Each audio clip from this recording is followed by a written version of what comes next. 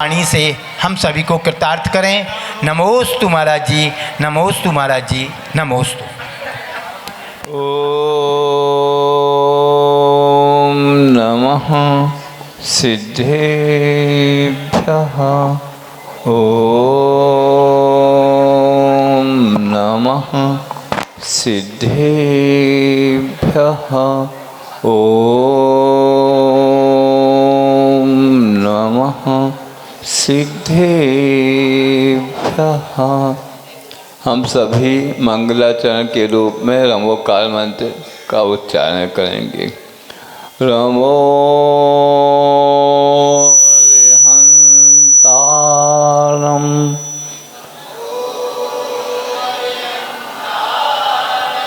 रमो सिद्धारम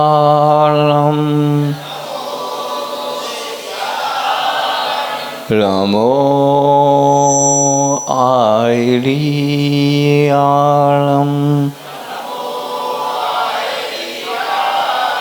रमो वज्रायाणम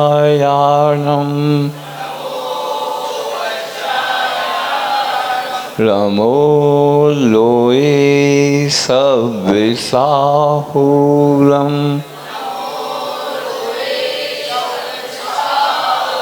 इसी का हिंदी पद्यानुवाद प्रश्न नंबर 3 गुरुजी ने किया है, जो हे शांत संत अरिहंत अनंत ज्ञाता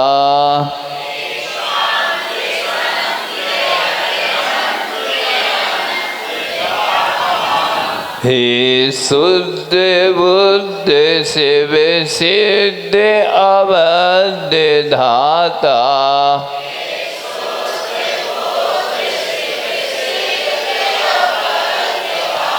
आचार्य वर उपधाय सुसाधु सिंधु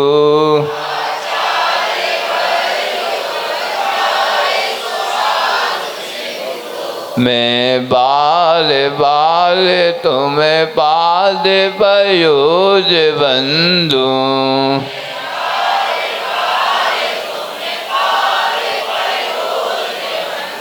जय बोलो आदि ब्रह्मा आदिनाथ भगवान की। जय बोलो आचार्य गुरु 108 विद्यासागर महामुनि आज की। जय बोलो आचार्य समय सागर महाराज की।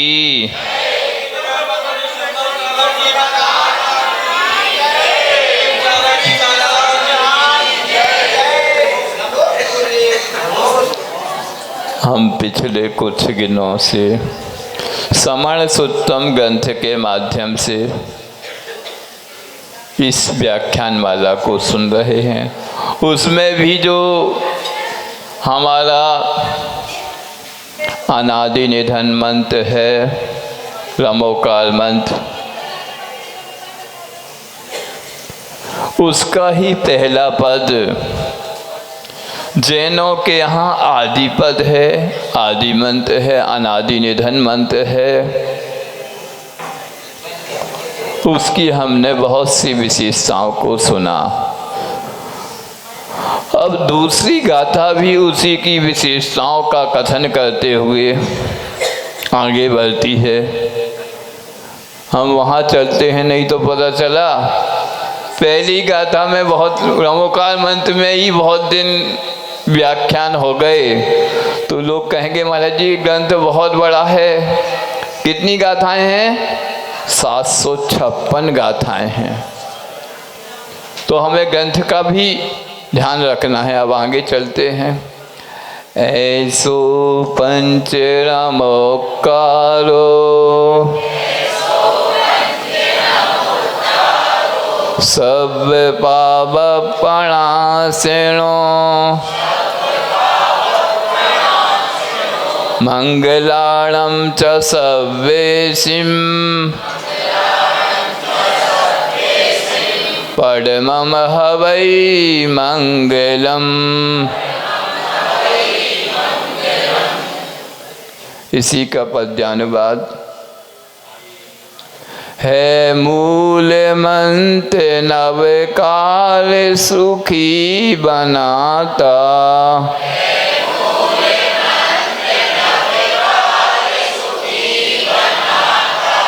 जो भी पढ़े विनय से अघ को मिटाता।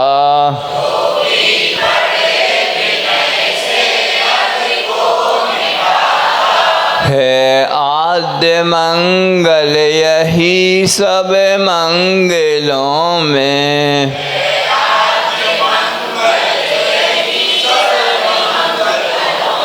ध्याओ इसे न भटको जग जंगलों में।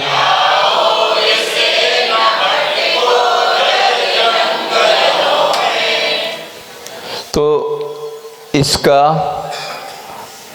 क्या भाव है, बहुत अच्छे से गुरुदेव ने अपने पद्यानुवाद में उसे पिरोया है। तो क्या कहते, यह जो पंच नमस्कार मंत्र है, रमोकार मंत्र है, सभी पापों का नाश करने वाला है। कैसा है? और सभी मंगलों में यह प्रथम मंगल है। कई लोग पढ़ते हैं मंगलम रम च सब्बेशम परमम हवै मंगलम, और भी पढ़ते हैं, दूसरा पाठ भी पढ़ते हैं। क्या पढ़ते? होदी मंगलम, होई मंगलम पढ़ते हैं। प्राकृत में हवई कह लो, होई कह लो, हवदी कह लो, अर्थ की दृष्टि से सब एक हैं, होने के अर्थ का ही बताते हैं। प्राकृत भाषा एक ऐसी भाषा है जिसमें बहुत सारे विकल्प होते एक ही शब्द के।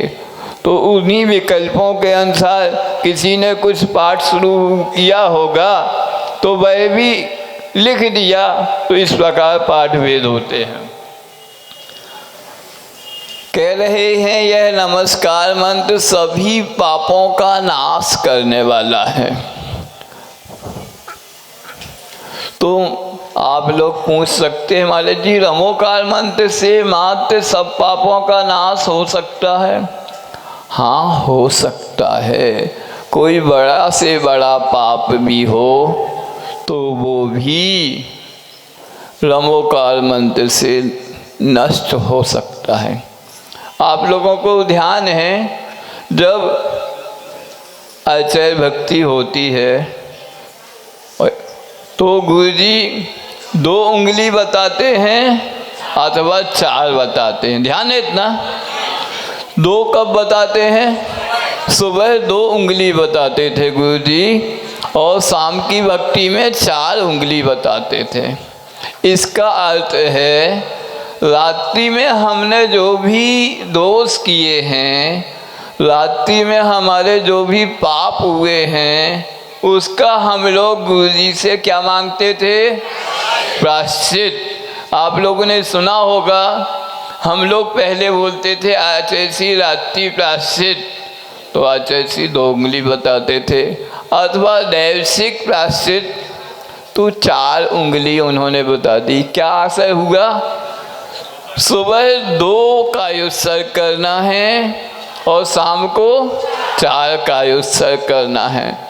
मतलब हमारे रात्रि संबंधी दोषों का प्रक्षालन के लिए हमने जो प्रायश्चित मांगा, वह 2 का उत्सर्ग से रात्रि संबंधी दोष निवारण हो जाएंगे। दिन संबंधी दोष या पापों के प्रक्षालन के लिए 4 का उत्सर्ग करेंगे तो उससे क्या होगा? दिन संबंधी दोषों का निवारण हो जाएगा। तो हम जितनी श्रद्धा आस्था से इस रमोकार को जपेंगे, उतनी श्रद्धा आस्था से हमारे पाप धुलते जाएंगे। तो महाराज जी, ये प्रायश्चित की विधि सिर्फ आप लोगों के लिए ही है कि हम लोग भी इसको कर सकते हैं? आपका मन नहीं हो रहा पूछने का? कोई का नहीं हो रहा, हम ही आपकी तरफ से पूछ दे रहे हैं। हम ही प्रश्नकर्ता हो जा रहे हैं, हम ही उत्तर दे देते हैं। हाँ, तो ग्रंथों में श्रमणों के लिए भी प्रायश्चित विधि बताई है, तो श्रावकों के लिए भी प्रायश्चित विधि का उल्लेख प्रायश्चित ग्रंथों में किया गया है। गुरु जी बताते थे, आपसे कोई भी पाप हुआ है तो आप जितना उसके प्रति अंदर भीगेंगे पश्चाताप से, उतने ही वह पाप धुलता जाएगा। मतलब आचार्य कहते थे, यदि आपसे कोई दोष हो गया जानबूझकर या अनजाने में, तीव्र मंद ज्ञाता ज्ञात भावादि तद विशेष, तीव्र भाव से, मंद भाव से, ज्ञात भाव से अथवा अज्ञात भाव से आपसे कोई भी दोष हो गया तो उसके प्रक्षालन के लिए आप क्या करेंगे? पश्चाताप करेंगे। तो आप लोगों को ध्यान होगा, जो भी श्रावक प्रतिक्रमण करते होंगे तो उसमें एक पद आता है, अंतो अंतो डज्जमी पश्चावेण वियंतो। अंदर अंदर ही मैं पश्चाताप रूपी अग्नि से क्या कर रहा हूँ? जल रहा हूँ। तो जो पश्चाताप रूपी अग्नि से आप अपने दोषों के पापों के प्रक्षालन के लिए जल रहे हैं, उससे क्या हो रहा माले जी? उससे और हम वेद कोई पश्चाताप में डूबेंगे तो हमारे पाप ज़्यादा बनेंगे कि कम होंगे? कम होते हैं, उनसे हमारे पाप धुलते हैं। हमने देखा गुरुजी के पास ऐसे ऐसे लोग आते थे, उनके अंदर में अलग ही छटपटाहट होती थी कि जब तक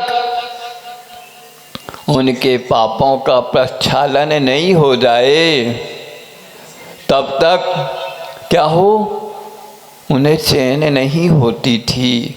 तो वह पापों के प्रक्षालन के लिए गुरुजी के पास बिल्कुल अंदर से भींगे हुए आते थे। कैसे आते थे? कि हमसे यह दोष हो गया है, गुरुजी आप कोई भी प्रायश्चित दे दो, कुछ भी दंड दे दो, हमारा यह पाप धुल जाए।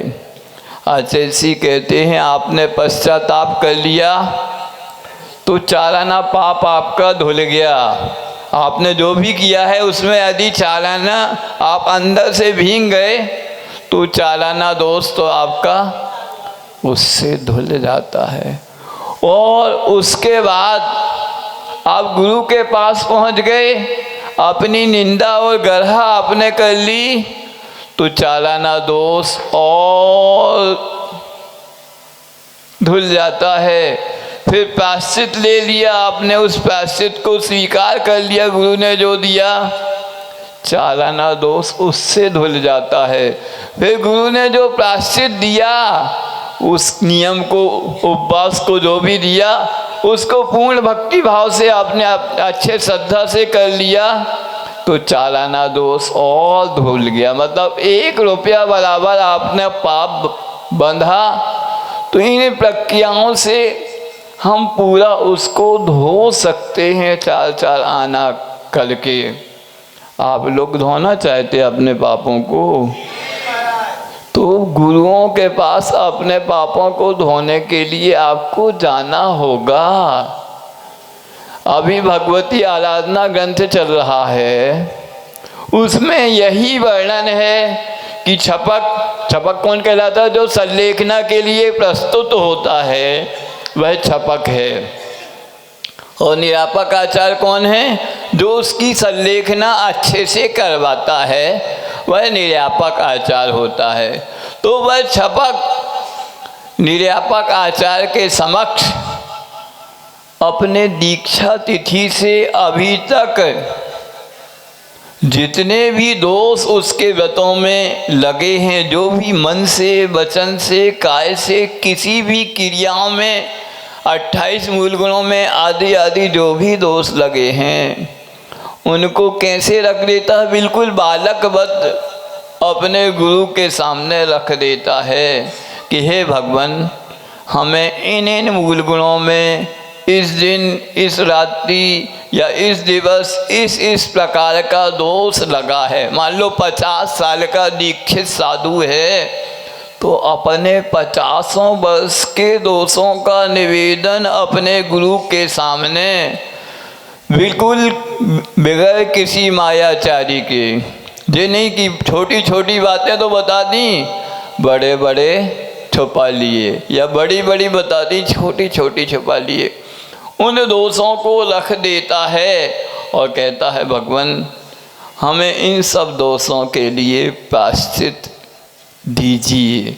और वह प्रायश्चित मांग के उस प्रायश्चित को पूरा करके अपने आप में शुद्ध हो जाता है, उसका अंतरंग निर्मल हो जाता है कि हमने जो भी कुछ पाप किए हैं, जो भी अपने नियमों में भंग किया है, जो भी व्रतों में दूषण लगाए हैं, धब्बे लगाए हैं, वह सब धुल गए। यह अंतिम समय संलेखना समाधि के समय उसको इन सब चीज़ों की पूरी शांति हो जाती है, उसका चित्त कितना निर्मल हो जाता है। मतलब आपके सफ़ेद वस्त्र जितने निर्मल होंगे, जितने साफ होंगे, उतने अच्छे दिखेंगे ना। वैसे ही हमारा अंतरंग जितना निर्मल होगा, हमारे परिणामों में उतनी ही शांति आएगी। तो महाराज जी, आप लोगों की तो ये प्रक्रिया है, हम लोगों को क्या करना चाहिए? आप लोगों के भी जो भी 5 पापों संबंधी दोष लगते हैं या व्रतों में जो दोष लगते हैं, उन्हें भी हमें समय समय पर गुरुओं के पास जाकर क्या करना चाहिए? अपने पश्चाताप में डूबकर उनका प्रायश्चित मांगना चाहिए। कुछ दोष तो ऐसे होते हैं सिर्फ अपनी निंदा करने से वह दूर हो जाते हैं। हे भगवान, हे गुरुवर, हमसे यह पाप हो गया, वह दूर हो, दूर हो, दूर हो। अथवा कुछ दोष प्रायश्चित मांगने से, उससे पूरा करने से धोते होते। तो भैया, जैसे आपके वस्त्र गंदे हो जाते तो क्या करते आप? धोते हैं। या तो पहले लोग खुद नहीं धोते थे तो धोबी के यहाँ दे देते थे, यही करते थे ना, धोबी को दे देते। धोबी बिल्कुल साफ करके आपको, बिल्कुल शुद्ध साफ करके आपको दे देता था। अब घरों घर क्या आ गई? वॉशिंग मशीन आ गई। तो क्या करते आप? अपने वस्त्र धोना है तो वॉशिंग मशीन में डाल देते हैं, वस्त्र धो के आ जाते। अब तो उसमें ड्रायर भी आ गया, सूख के भी आ जाते। ऐसे ही हो ना, हमने सुना है, हमने देखी तो नहीं है भाई वॉशिंग मशीन, सुना है, हैं? ऑटोमेटिक है। वैसे ही या तो आपको अपने वस्त्र देने हैं तो धोबी को देते या वॉशिंग मशीन में डालते हैं। वैसे ही आपको अपने आपके अंतरंग को धोना है। क्या धोना है? अब वस्त्र तो बाहर आपने पहन रखे हैं, अब आपको अपने अंतरंग को धोना है। तो क्या करना पड़ेगा? धोबी को देना पड़ेगा अथवा वॉशिंग मशीन में डालना होगा। तभी आपका मन जो मैला है, अतीत काल से, ना जाने अनादि काल से, कब से आपका मन कैसा है? मैला है। आप बिल्कुल संकोच नहीं करिए कि हमारा मन मैला है। गुरुजी कहते थे, एक शब्द हमेशा ध्यान रखो, सबका अतीत काला है। क्या बोलते थे गुरुजी? सबका अतीत कैसा है? काला है। कोई भी बिल्कुल धुला धुलाया नहीं है। भले सामने बिल्कुल सफ़ेद दिख रहा है, बिल्कुल वस्त्र बिल्कुल सफ़ेद और शख्स भी पहने हैं, पर सबका अतीत कैसा है?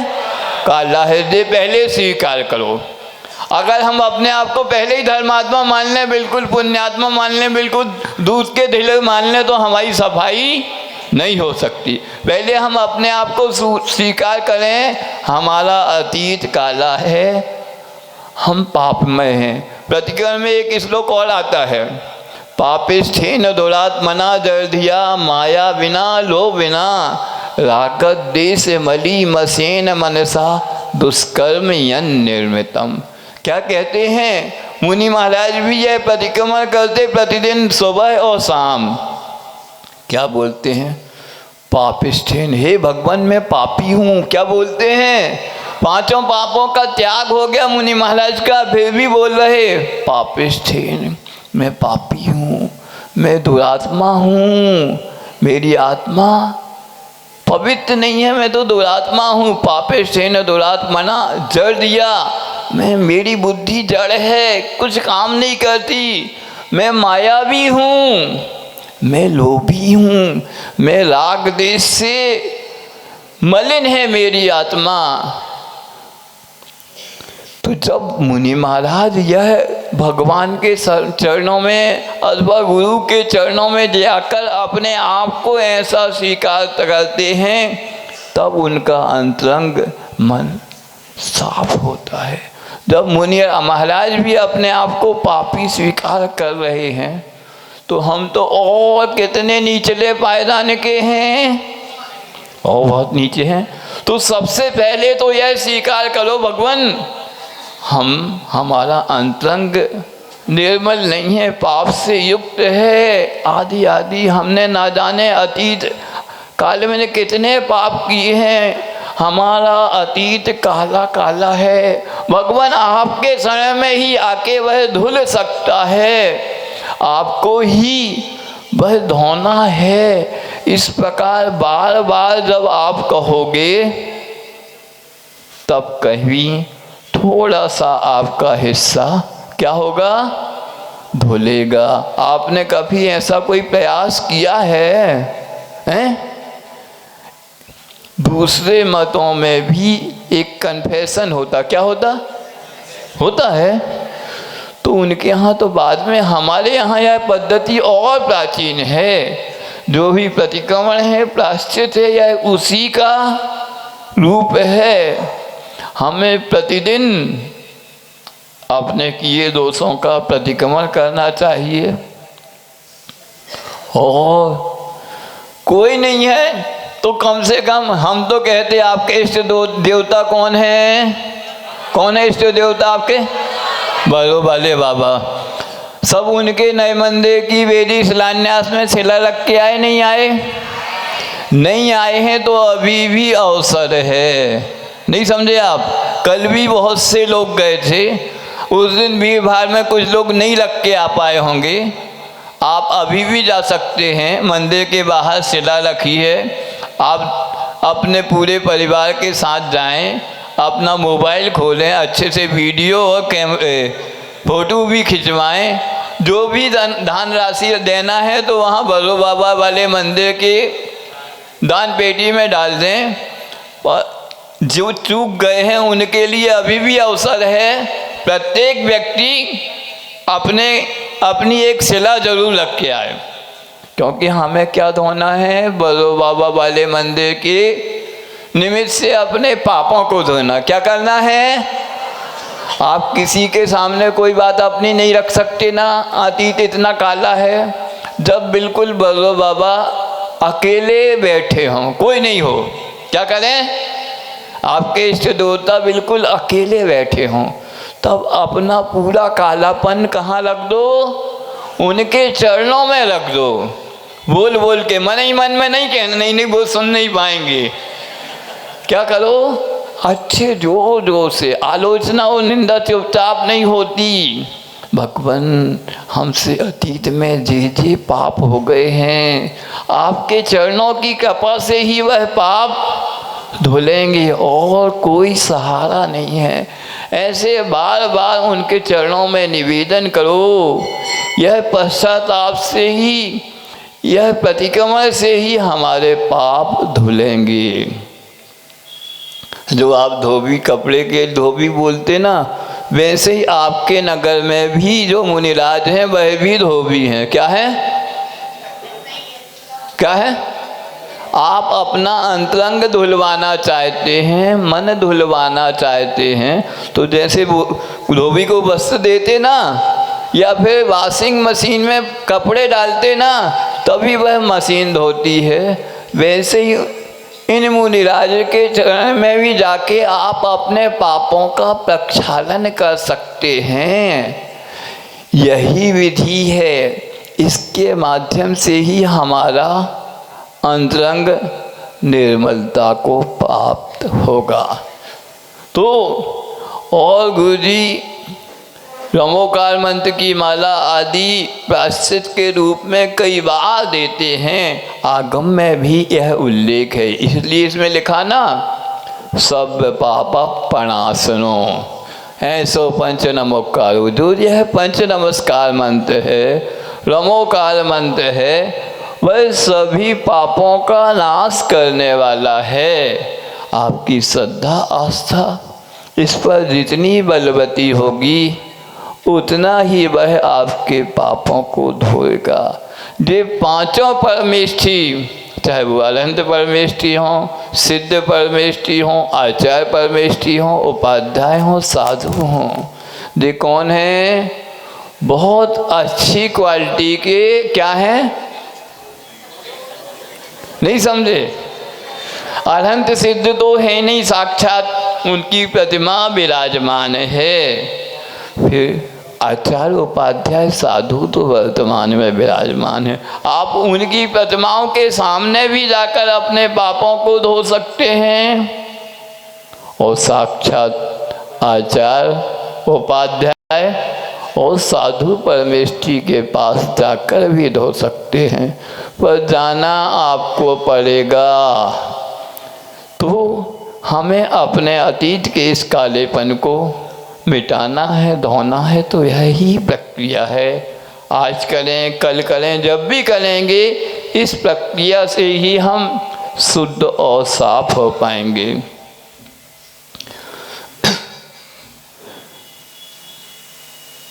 दो सिद्धांत ग्रंथ हमारे यहाँ प्रसिद्ध हैं।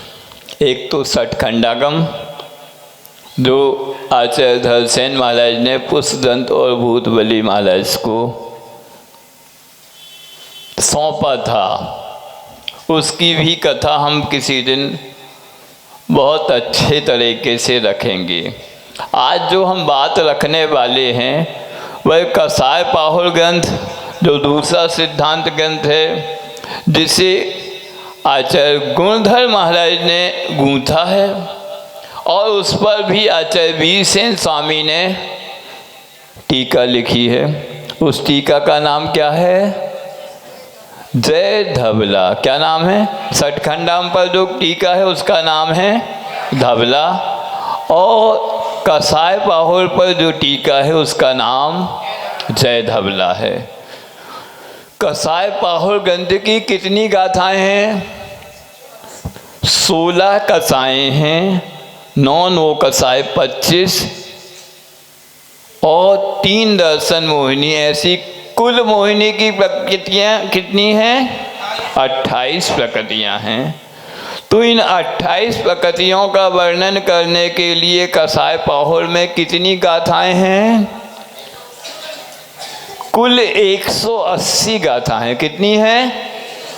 180 गाथाएं में जो मोहिनी कर्म सबसे बड़ा कर्म है, उसका वर्णन इतने कम में कर दिया। इतना भाव था, उस पर 53 व्याख्या गाथाएं हैं। कुल 233 गाथाएं हुई। इन 233 गाथाओं की व्याख्या करते हुए वीरसेन स्वामी ने कितनी पुस्तकें लिखी हैं? 16 पुस्तकें हैं। कितनी हैं? 180 प्लस 53 मिला लो तो कितनी हुई? 233 गाथाएं हुई।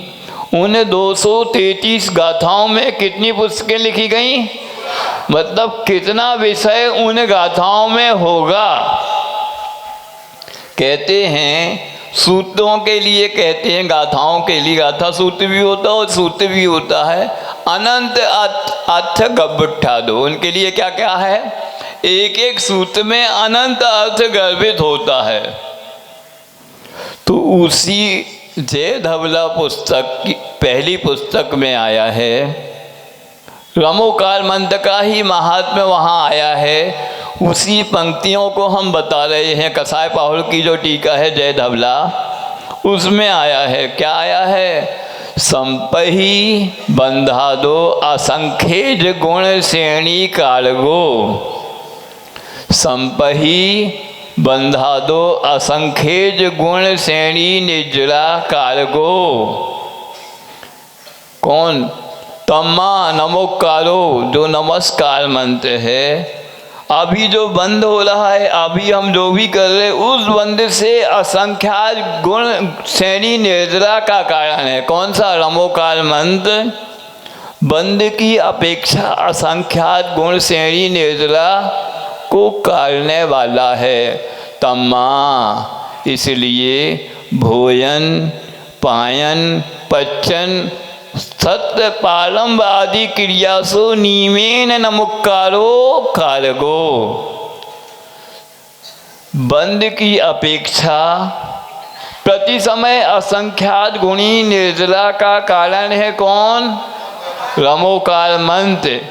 इसलिए इस नमस्कार मंत्र को आप भोजन करते समय, भोजन पकाते समय या कोई भी क्रिया करते समय, शास्त्र प्रारंभ आदि किसी भी क्रिया को करते समय, उठते बैठते जाते सोते, नियमेन नमोकारो कारगो, नियम से नमोकार मंत्र पढ़ना चाहिए। अगर आप अपने बंद कर्म बंद को गलाना चाहते हो तो वहाँ यही कहा गया है। और जो ग्रंथ है वह कितना प्रामाणिक है आप समझ सकते। दो ही ग्रंथ हमारे यहाँ, चाहे सठखंडाम हो चाहे कसाय पाहुड़ हैं, इनको डायरेक्ट दिव्य ध्वनि के ही अंग माना जाता है। और उसकी टीका में वीरसेन स्वामी लिखते हैं कि नमस्कार मंत्र के पाठ करते समय, प्रति समय भी पाठ करें तो आप प्रति समय आपने असंख्यात गुणी कर्मों की क्या कर रहे हैं? निर्जला कर रहे हैं। ऐसा एक भी समय नहीं है कि आप उसके पाठ करते हुए असंख्यात गुणी कर्मों की निर्जला नहीं करें। तो महाराज जी हम अपनी क्रियाएं करते रहें। हाँ, वो क्रियाएं, आप अपना भोजन बना रहे तो भी नमोकार मंत्र तो आप पढ़ते ही रहें। महाराज जी कई जगह स्थान पर इतना शुद्ध नहीं होता तो आपकी पूजन में ही आया है, आप पवित्रो वा सुस्तो विवा दुस्तो विवा ध्यायेत पंच नमस्कारम सर्व पापम प्रमुच्यते। महाराज जी याद तो है पर हम इसका उपयोग नहीं करते। पूजन में तो रोज पढ़ते हैं। तो सोच लो, आपके पास हर समस्या का समाधान का सबसे बड़ा टूल है, उपकरण है। आप यहाँ वहाँ भटकते रहते हैं पर आपके पास ही है उस समस्या का समाधान। बड़ी से बड़ी विपत्ति से दूर होने का टूल आपके पास है। अब आप उसका उपयोग ही नहीं करें तो विपत्ति कैसे दूर होगी? बड़े बड़े ग्रंथों में इस नमस्कार, सठखंडागम ग्रंथ है जो आचार्य पुष्पदंत स्वामी ने लिखा है। तो लिखना तो बाद में प्रारंभ करते हैं, सबसे पहले रमोकार का मंत्र का लेखन करते हैं। वो मंगलाचरण के रूप में रखते हैं उस। सोचो, इतना विशाल ग्रंथ, पहली बार ग्रंथ लेखन हुआ। उसके पहले सठखंडाम के पहले ग्रंथ लेखन नहीं हुआ। तो पहली बार हमारे आचार्यों ने सबसे पहले क्या लिखा? रमोकार मंत्र लिखा। किसने लिखा? आचार्य पुष्पदंत महाराज ने सबसे पहले कोई लेखन किया तो क्या किया? ब्रह्मोकार मंत्र का लेखन किया। उसके पहले हमारे पूर्व आचार्यों और मुनियों ने कोई भी चीज़ हाथ से लिखी नहीं, उनके स्मृति से ही वह चली आ रही थी। तो इस ग्रंथ का कितना महत्व है। और हम इस मंत्र का उतना जितना महत्व हम समझेंगे, हम उतने कष्टों से ऊपर उठ सकते हैं। आपकी श्रद्धा आस्था इस पर जितनी बलवती हो। बहुत दिन हो गए मैं आचार्य जी के एक संस्मरण रहा। हमने कहाँ छूटे थे हम? ध्यान है आप लोगों को? हैं? नसीहत तक पहुँच गए थे। नसीहत से अपन थोड़ी बात अब आगे बढ़ाते हैं। कहाँ की नसीहत ही? ध्यान है? फिरोजाबाद की नसिया तक हम पहुंच गए थे। नसिया में चातुर्मास चल रहा था और सेठ छिदामी लाल जी और प्राचार्य नरेंद्र प्रकाश जी ने बड़ी भक्ति भाव से आचार्य गुरुदेव विद्यासागर जी से चातुर्मास के लिए निवेदन किया था। चातुर्मास प्रारंभ हो गया था। जैसे आप लोग श्रोतागण यहाँ प्रवचन सुनने आने लगे, वैसे ही वहाँ भी आने लगे। लोगों ने सोचा कि 150 लोग आएंगे, थोड़ा सा पंडाल बनाया, वह भी छोटा पड़ने लगा तो क्या किया, उसको और बड़ा कर दिया, वह भी छोटा हो गया। तो इतना विशाल पंडाल बनाया कि पूरा फिरोजाबाद ही आ जाए, तो वह भी पंडाल पूरा भरने लगा। कब की बात है? सन 75 में गुरुदेव जब फिरोजाबाद पधारे आचार्य गुरुदेव विद्यासागर जी महाराज, तो उनके संग में कौन था? स्वयं आचार्य विद्यासागर और क्षुल्लक स्वरूपानंद जी, दो ही पिछीधारी थे। फिरोजाबाद जिस समय आए कोई उनका नाम नहीं जानता था। स्वयं उनका नाम पूछने के लिए नसिया का मैनेजर जाता है किसके पास? क्षुल्लक स्वरूपानंद जी से पूछता है, जे मुनिराज हैं, युवा से हैं, इनका नाम क्या है? हमारे मालिक छिदामी लाल जी पूछ रहे हैं। उस समय कोई नाम नहीं जानता और चातुर्मास में सुनने के लिए सोचो पंडाल छोटे पड़ रहे हैं।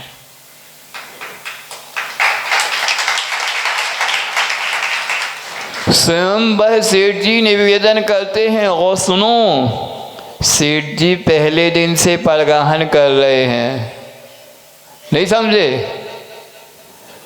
नसिया में ही कि गुरुजी पड़क जाएं।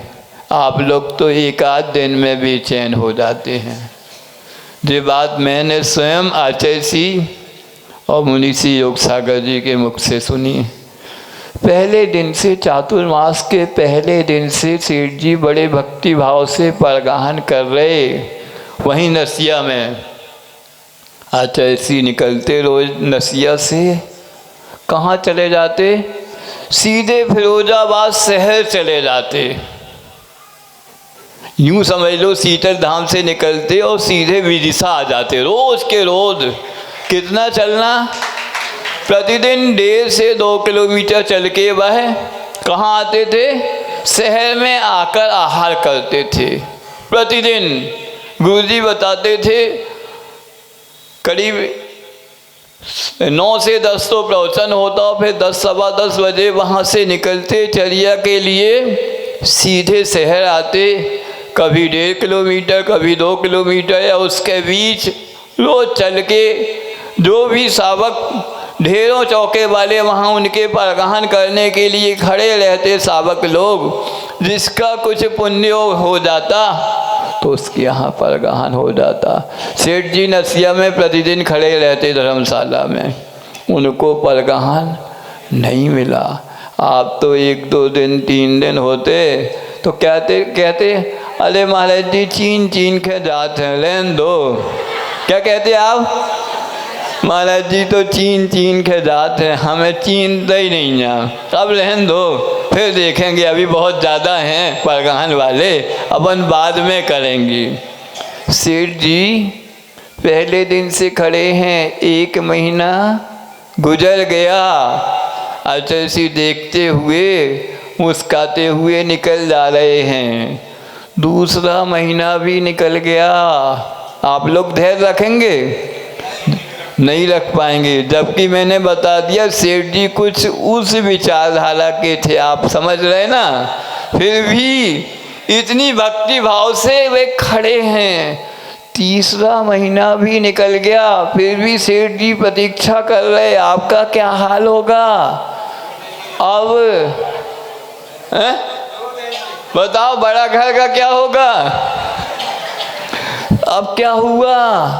अब तो निष्ठापन का समय आ गया, दीपावली आ गया। क्या हो गया? सेठ जी को महाराज जी परगहन ही नहीं दे रहे? ऐसा तो नहीं, उनकी भक्ति भाव का पूरा फल उन्हें मिला। क्या मिला? चातुर्मास का पूरा मेवा मिला दीपावली के दिन, ठीक उनके यहाँ। क्या हुआ? परगहन हुआ। सोचो कितना उनके अंदर धैर्य होगा, कितना गुरु के प्रति उनका समर्पण होगा। प्रतिदिन बिल्कुल मुख्य पंक्ति में बैठकर, क्योंकि उनके विद्वान प्राचार्य नरेंद्र प्रकाश जी ने कहा था, भैया सेठ जी अपना कुछ पुण्य योग आया है। यह चतुर्थकालीन चर्या के धारी आचार्य विद्यासागर महाराज अपनी नगरी में पधार गए हैं। अब हमें इनके चरणों को छोड़ना नहीं है। स्वयं सेठ छिदामी लाल प्रवचन तो सुनना, दिन भर सेवा में वह लगे रहते थे। ऐसी वृत्ति होती है, ऐसी गुरु की भक्ति होती है। कहाँ तो प्रवेश में मालूम नहीं कौन से मुनिराज आए हैं, कौन आए। सोच रहे भैया रुक नहीं जाएं, नहीं चातुर्मास करवाना पड़ेगा। और जब चातुर्मास शुरू होता है तो चरण ही छोड़ने तैयार नहीं हैं। 4 महीने निकल जाते हैं, परगहन ही नहीं मिला, तो भी कोई गिला शिकवा नहीं। अपनी भक्ति में लगे हैं, अपना कर्तव्य कर रहे हैं। तो भक्ति तो ऐसी होना चाहिए, समर्पण तो ऐसा होना चाहिए। आपके धर्म कर्म तो इसी समर्पण और भक्ति से, गुरु भक्ति से अपने आप धुलते जाएंगे। विकल्पों का काम नहीं है भक्ति, विकल्पों से दूर होने का नाम है भक्ति और समर्पण। जितने आपके विकल्प दूर होते जाएंगे, आप जितना समर्पण करेंगे, जितनी भक्ति दिखाएंगे, आपके समस्त विकल्प अपने आप दूर होते जाएंगे। बस इतना ही आज के लिए पर्याप्त है। आगे के कुछ और यदि फिरोजाबाद के संस्मरण आप लोगों के पुण्य योग से हमारे स्मृति पटल पर आए तो हम फिर और सुनाएंगे। अब मुनि श्री निश्चिम सागर जी आपसे कुछ अच्छी चीज़ें पूछेंगे। जय बोला आचार्य विद्यासागर महामुनि आदि।